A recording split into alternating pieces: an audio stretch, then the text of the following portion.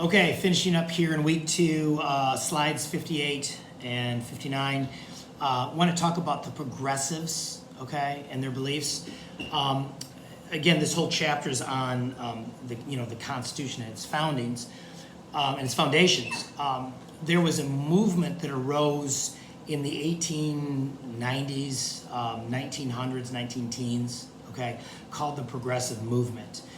People like Woodrow Wilson, people like Teddy Roosevelt are probably 2 key politicians that I'm sure you probably have heard of that were advocates of this. And it was a movement to progress beyond America's founding, to progress beyond the principles of the Declaration of Independence, to progress beyond the principles of the Constitution, okay? And a lot of this was driven by a concept called historical contingency. Okay, without getting too deeply into this, the progressives believed that newest is truest, latest is greatest. That's this idea of historical contingency. So political theory is better if it's more recent than if it's older.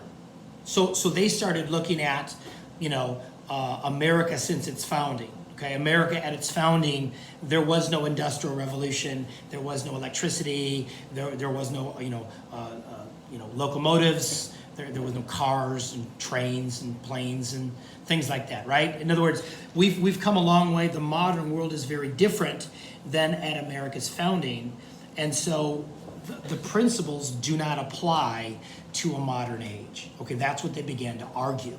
Okay.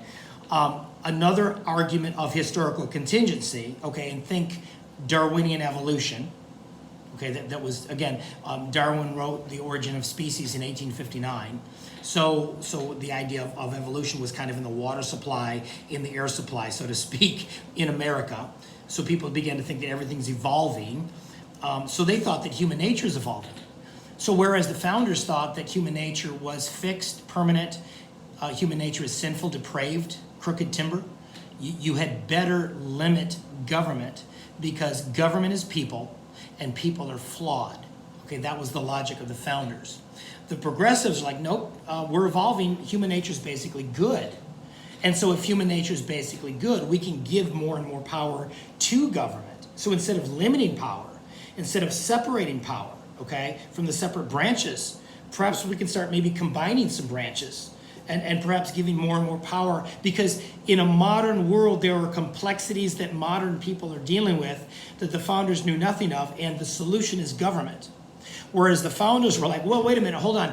Government is people and people are flawed, so you better limit government, because too much power at governments at the national level, in a central government, and it's going to foster tyranny.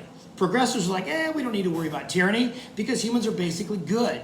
And so we can get people more and more power, okay? Place more and more power in the hands of people in the federal government, okay? So they began to reject individual natural rights, okay? The rights we have are not individual, they're collective, okay? There's classes of people that deserves rights conferred upon it by the government, okay? So they began to shift from government secures your natural rights you already have as a virtue of being alive, being human, to government grants you natural rights, okay? From negative rights, government protects your pre-existing rights, to a concept of positive rights, government gives you rights, okay? And we're gonna see things in the 21st century where people are entitled to things like free healthcare. People are entitled to things like Social Security. People are entitled to things like free education, okay? This idea of positive rights, government as a giver of rights, came from the progressive movement, okay? If you go to slide number 59. So the progressives had a big problem with the separation of powers in government, okay? They thought that gums up the works. If you separate powers, okay, what if you separate powers in a business? Try running a business like you run the national government through the Constitution. You don't separate powers. You centralize power, so everything's done efficiently. So progressives began to think that you do not separate powers. President Woodrow Wilson was an Anglophile, okay? He loved the British system. of government, where the prime minister, who is the head of the executive branch, is also the head of the legislative branch, House of Commons. Okay, so you've got in one person the control of two branches of government. So guess what? You don't have that separation of powers, so you can get things done really, really quickly. You know, that pesky separation of powers messes up everything. Okay, that's what he thought. So he tried to foster that within the American system. We'll talk about that when we get in the chapter on the presidency. Okay, and so progressives argued that the national government should be enlarged in response to new social and economic conditions. Okay, they began to emphasize popular government, more power to the people, even as the federal government gets more power. So again, it was almost like a sleight of hand going on. Where it's like, on one hand, they began to advocate things like, recall elections and referendums and ballot initiatives and things like that allowed the people to sidestep and bypass legislature and make decisions themselves, even as they were giving more and more power to the federal government through the administrative bureaucracy and the administrative state. Okay, and so again, you just need to understand that about the progressives, and I'll talk about this later. But one of the arguments the progressives had was politicians in charge of local communities at the state level or at the national level, that is dirty, that is ugly. Okay, there's all kinds of bipartisan wrangling. What we need to do is create a class of leaders removed from politics, called administrators, called bureaucrats, that don't have to be elected every 2 years or 4 years. So they're not beholden to Democrat or Republican. They could just make neutral decisions for the betterment of everyone, okay? Think superintendents for local schools. Think city managers for local communities, okay? Think a lot of these administrative agencies that we have at the federal government level who are not elected, okay? Unelected administrators. Progressives began to argue for that, okay?